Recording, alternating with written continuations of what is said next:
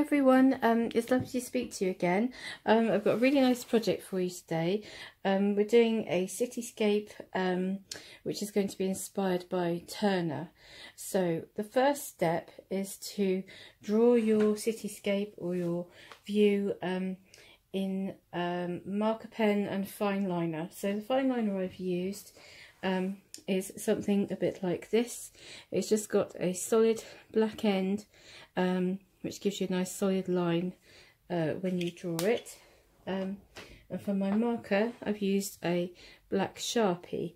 As you can see, I've done quite a lot of the drawing already, and I've used the same technique that we usually use, where we use cross hatching. Now what I've done is I've used the fine liner for all the fine work, all the cross hatching, and then if there's anything that are large areas of dark, I have used the Sharpie, and I've also put key lines in with the Sharpie just to give that structure that's going to hang all the picture together. The other reason I used the Sharpie was, if you can see, this is the photograph that I'm using here. I'm going up to this kind of chateau at the end here and the beginning of the bridge. So this is the area of the picture that I'm using. And there are trees in front of the building that I'm drawing. So what I did was I drew the buildings in with the fine liner, drew the trees in with fine liner, and then I went over them again with the Sharpie because I felt the trees may well get lost in the detail of the buildings behind.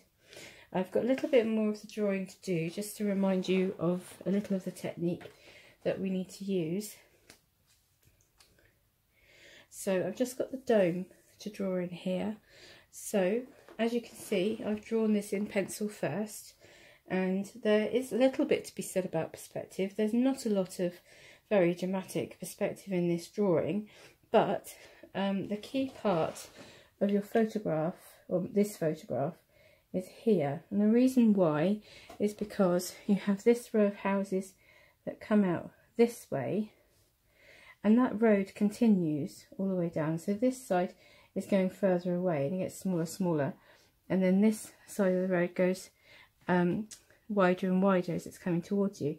The reason why the pivotal point is here is because this is a bridge going over the Seine. This is Paris, by the way. So the bridge is actually coming this way. So you've got, looking at the drawing, you've got the row of houses that's wider here and goes into the distance here. So my vanishing point is kind of here. If you have a vanishing point that goes off the side of your page, sometimes it's good, if you've got a nice drawing board like I have, to draw on it, draw it in, tape your picture down, and you have something to pull all the lines towards, or put a bit of tape on it as well, and that will also keep your vanishing point nice and fixed, so you know exactly where you're going. Now this part here is the bridge. This here is the railings on the top of the bridge here, and then this is the bridge coming out with the water. So you can see that this vanishing point is wider here. So the vanishing point for the bridge, if it all comes together, is kind of over here. So it's kind of 2-point perspective. I didn't realise quite how tricky this picture was until I started to draw it. You look at it and you see more and more information. If you want to simplify this image down, if you haven't got an image of your own, what you can do is you can just draw this dome in the middle. So if you cut where the bridge is and cut kind of where the road starts, which is here, you could crop your image down and just do the building in the middle, including the water and the sky. It's up to you. Okay, so I'm going to do a little bit more of the dome. As an alternative to the fine liner, you can use a biro, which works just as well. Now really we're doing the same kind of things we did on the bird, just putting the same kind of marks in. This is all drawn in pencil first. It gives you that extra confidence when you're drawing with your pen. Got the curve here, which I built as an ellipse. I'm just having a look at the windows. I'm putting my outline in first once I've got positioned all my windows and my dome and everything,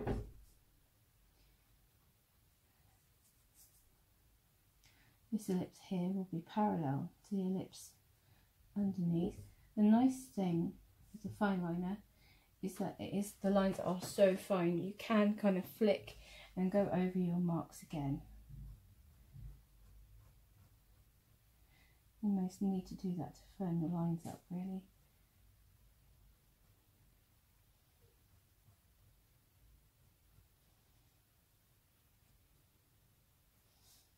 Just drawing in the light and the dark markings on the dome.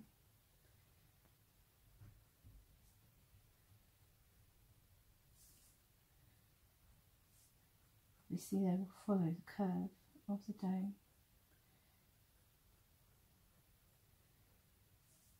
And then you can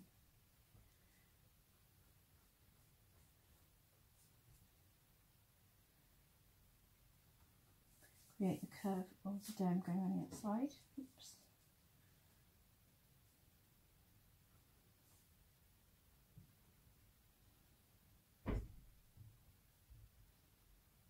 Okay, so that's the outlines. Now, when I'm going to put the sun in, I'll show you the Turner side of it in a moment. The sun's going to be over here. So all the highlights are going to be on the left-hand side of our image. The right-hand side are all going to be in shadows. So to do that, remember our dome, the tower to the dome is rounded. So we need to use those circular, curved contour hatching marks in order to make our dome look curved. And then you can reinforce it by making vertical lines come down like that. The windows are shaded in dark, but again obviously dark shadow would be on the right hand side like that. And remember to leave a little bit of highlight on the left. We want some contrast.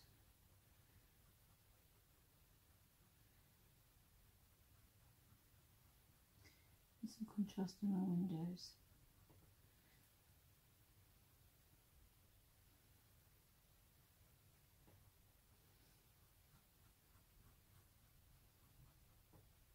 And put in as many layers of the shading as you want. Excuse me. And then there's a dark ridge coming around the tower. Now, because the tower is straight and vertical, this curve will be parallel with that curve there. And then also, I can't see exactly what they are, but there seem to be some dark markings on the curve the way around. So I'm just dotting them in like that. There seems to be two in between each window, so we'll go with that for now. Remember, it's all about observing. You shouldn't check with me or anybody else. It's always going back to the source.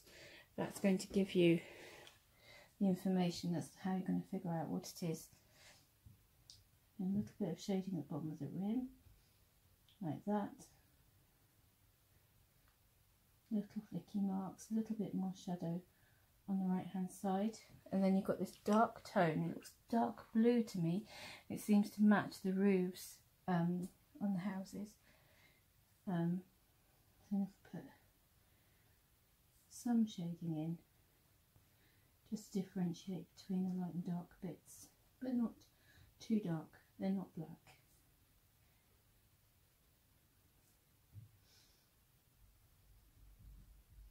Try and keep your hatching all going the same direction. It just looks neater that way. And then I'm going to go back the other way.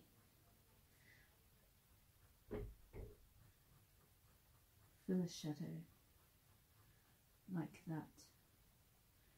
I do like the hatching. It's quite forgiving. You can build it up slowly. You don't have to go hard straight away. And then looking at the top, which looks gold, just going to put a little bit of shadow on the sides, like this, a little bit of curved contour hatching for the side and a little bit on the dome, like that. Okay, so really just the same kind of effects that we've used before. And then the Sharpie, what I'm going to do is I'm going to put a little bit of darkness in the windows on the right hand side. Now again, you don't have to go in too heavy too quickly, just dabbing away, and it just makes the shadow that bit more solid, and you've got that bit more contrast, which is the thing that's going to make our pictures wowy, which is what we want. Quite easy to do something not quite expecting to, so do it gently. Less is more. There we go. It's my shadow for the windows. Okay, so this is the exciting bit. So we've got the structure and this structure will then give everything that the picture needs to hang on. So if I move this, I've got here the Fighting Temeraire, which is very, very famous painting by Turner. Now Turner was all about light, and he was all about dramatic skies and drama and all the rest of it. He loved, there's another picture in here, he loved drama and the skies and the atmosphere all whirling round, and he was really the godfather of abstraction. So we want to get some of that passion and emotion into our pictures, but then we also want to kind of make sure we still recognise our scene that we're painting, just making sure you can see that. Okay, so a couple of things that were really, really important to Turner was the sun. The sun was always an important symbol. I think it was kind of divine goodness, but also this painting is about the old warship being taken into the wrecker's yard after being triumphant at the Trafalgar Battle of Trafalgar. So the sun is setting, and it's kind of emphasis of the end of this grand hero's life, but also you've got the sort of the blood reds and everything, which is all kind of symbolic of conflict as well. Now we haven't got any bloodshed in our picture, but we do want a bit of drama. So what I'm going to do is I'm going to draw this kind of at sunset. So I'm going to move this here to make sure you can still see it. Sorry. There we go. I'm going to put my picture here. Make sure you can see that. Yes. Okay, so I want to capture some of this drama and some of this these dusky colours at the bottom. And the beautiful thing is as well, because I've got water in my scene, anything that's going up here, I can then reflect it down here. So these are my soft pastels.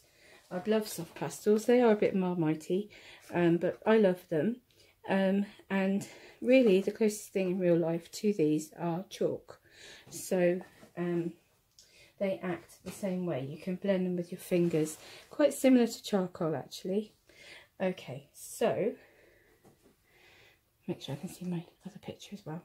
Right, so let's get started. So the building in my Paris photograph, the walls are quite yellowy colour. So what I'm going to do is I'm going to try and block those in first, and then I can get all dramatic with the sky and the water. And what will happen is the marker pen will shine through the pastel, and the pastel will give it more of a impressionistic look. So the sun, I'm going to put the sun in first. The sun is going to be about here, so I know where my light is coming from. Okay, so I'm going to start by getting these yellows into my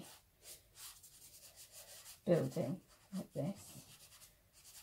So really I'm looking for highlights. As you know, we paint from light to dark. It's the same as pastels.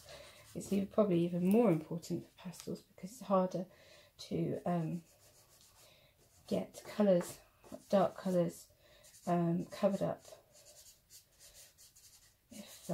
if you put them on first.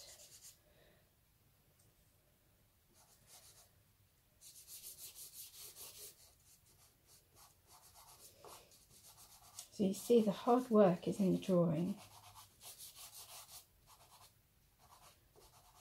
Once you've done the drawing, we're now kind of filling in the gaps in the drawing.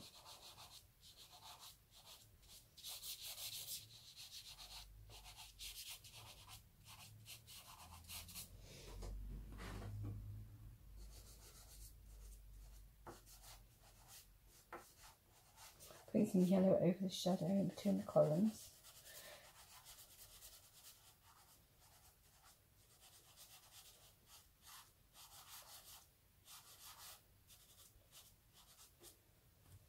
And then into the houses as well.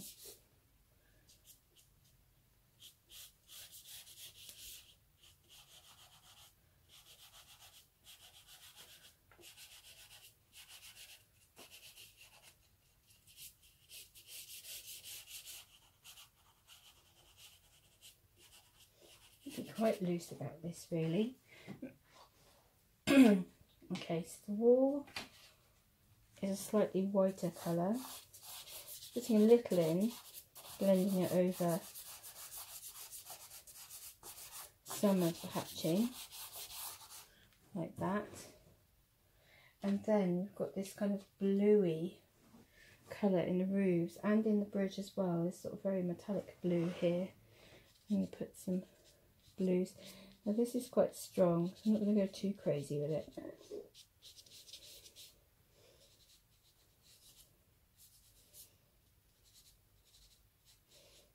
Dots here and there, and then I'm going to spread them with my finger. Excuse me.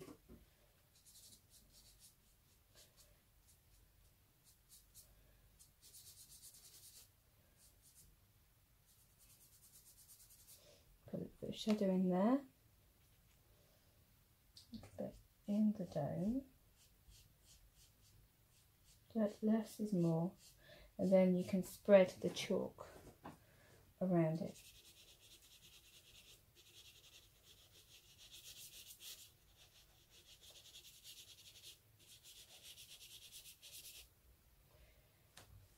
Okay, so like I said, I've quite loosely put chalk in. Now, if you do less than you need, it means it won't spread everywhere. And be quite controlled with it. Go, and then I want a little bit in the bridge here, and I'm going to go and fill in the dark areas here with my blue, like that.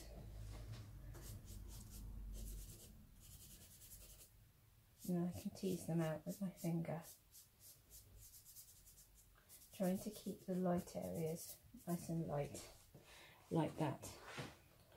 Okay, there's a little bit of blue on the boats as well. A little bit of, on the top of that one, a little bit of red on that one as well.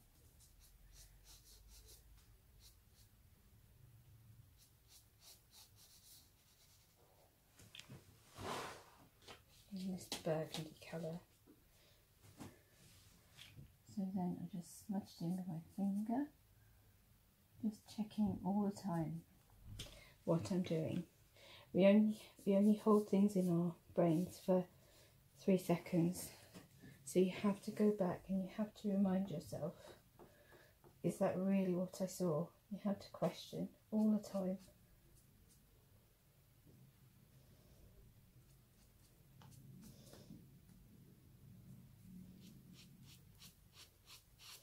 Okay, I'm not going to get too fiddly with the boats, just an impression.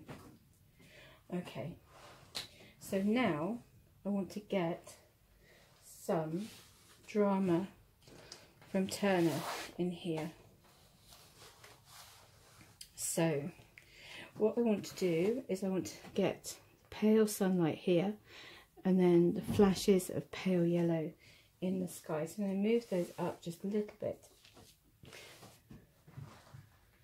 Okay, I've got all my yellows. I've got quite a lot of yellows here. But what I want is the palest. So I'm going to start with this very pale yellow here. It's not as bright either. It's quite a neutral colour. So I'm going to start with that. I've got my suggestion of the sun. And I'm going to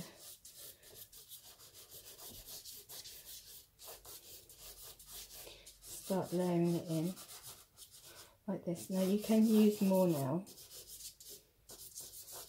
Be careful to avoid your building. You don't want a yellow going over your white lines in your dome.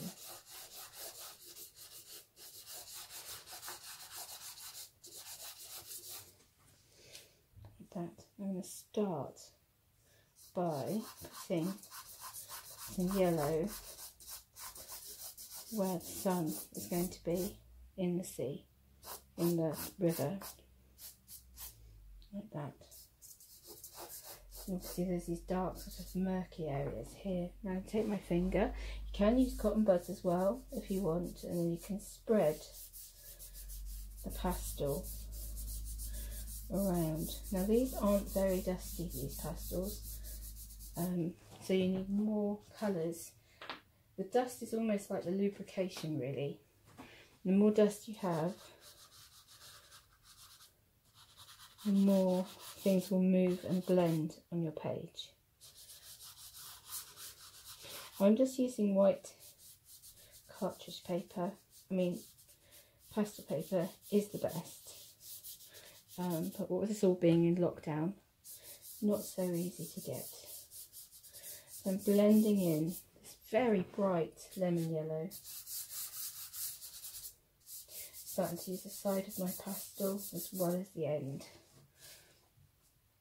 And I'm going to bring it out a little bit to the side of my sunshine there. And to get some white,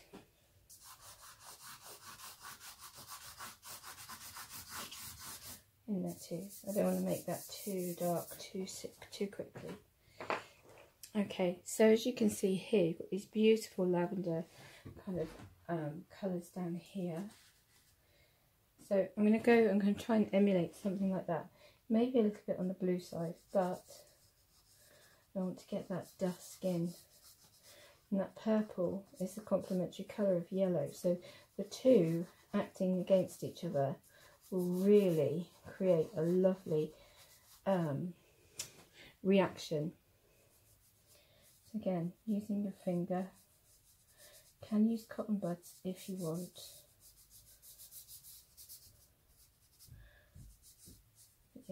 Purple is making a lovely contrast with the yellow, and it gives us a dusky, pollution-y kind of feel.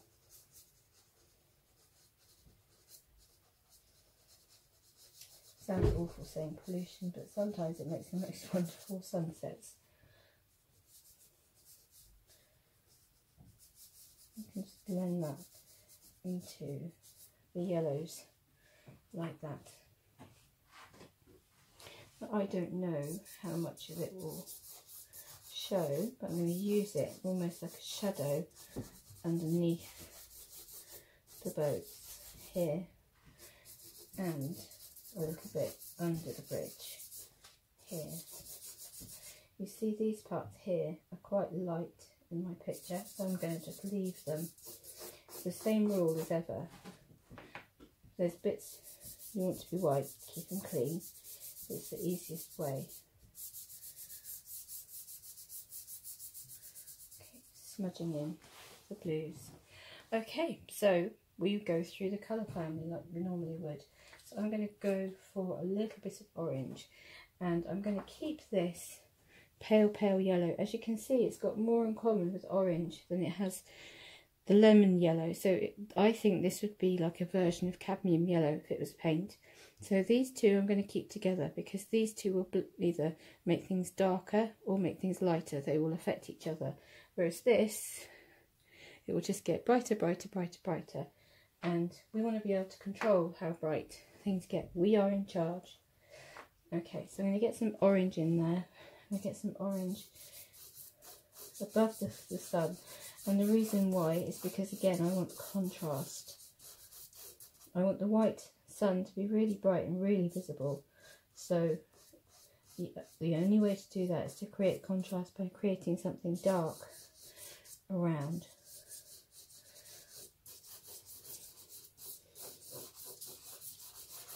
And again, be quite loose, keep with your patterns. The orange will complement the blue. Again, they're opposite colours, complementary colours, and so the orange next to the blue will react and make each other brighter.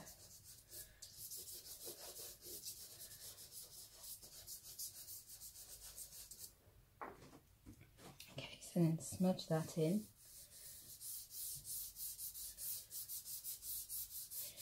You can over smudge. I'm not keen on over smudging.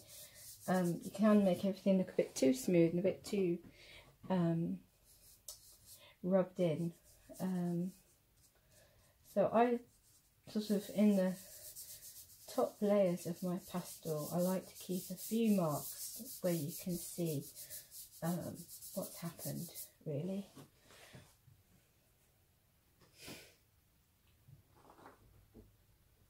Okay, so I'm going to take a little bit of this and I'm going to add it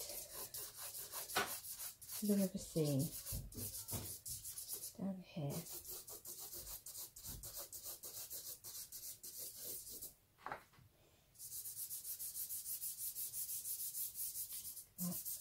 Again, it's quite light. You can make it light, you can make it brighter, it's up to you.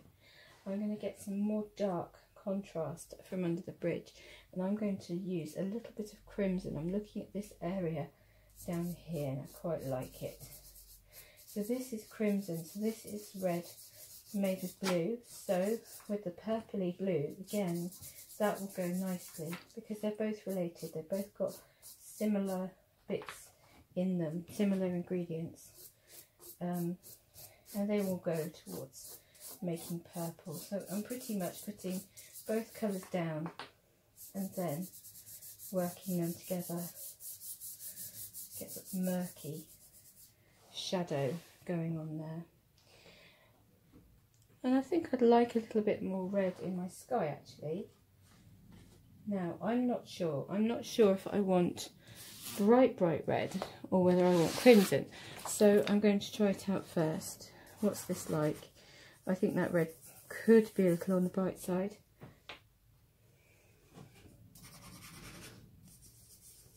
So if you look, there's almost a cadmium and almost a crimson going on there. I'm not sure, to be honest. So I'm going to put a bit more orange in. Can't go wrong with a bit more orange. Now I'm putting heavier pressure on there and I'm leaving the marks so they're more distinguished. You can see what's going on.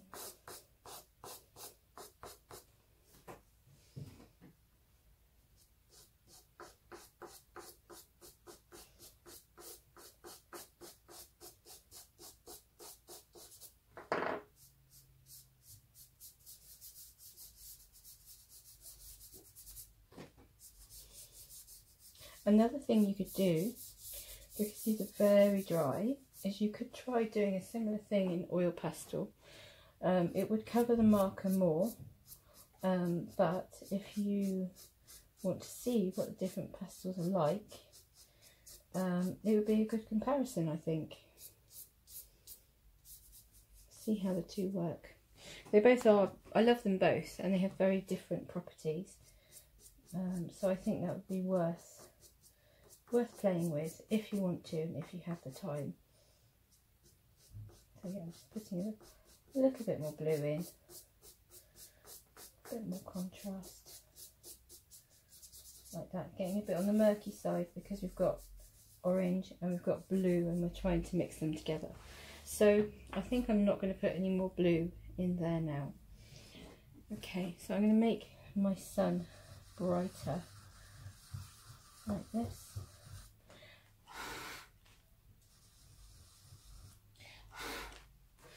And I can put a little bit more shade underneath. I think I am going to put a touch of red, just a touch,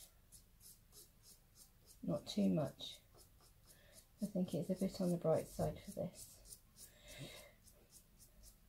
Soft pastels are a little like oil pastels. You can't change the colour unless you blend them. So you lay it down and you get what the stick looks like.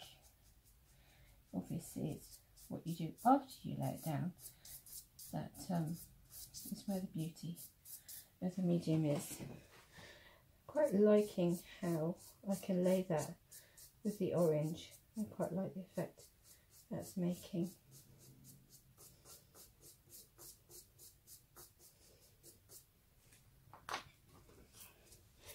I'll put a little bit more orange with it. Just soften it down.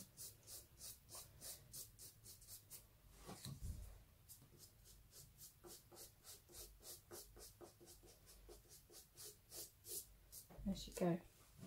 Okay, so if you're thinking, well, that's a bit quiet, I want it a bit more dramatic, what you can do is you can take your palette, your pastel, you can break it in half, you can take the paper off of your pastel and you can get in. Doing this large scale is lovely, and then you can start really getting the side of your pastel in there and making some bigger marks. You don't want to be too small and fiddly.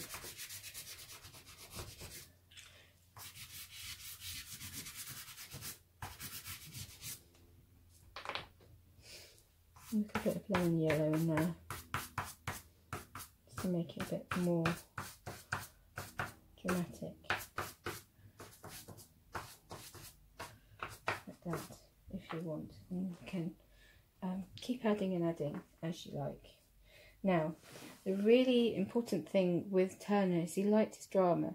So what he would want is he would want strong contrast between light and dark areas.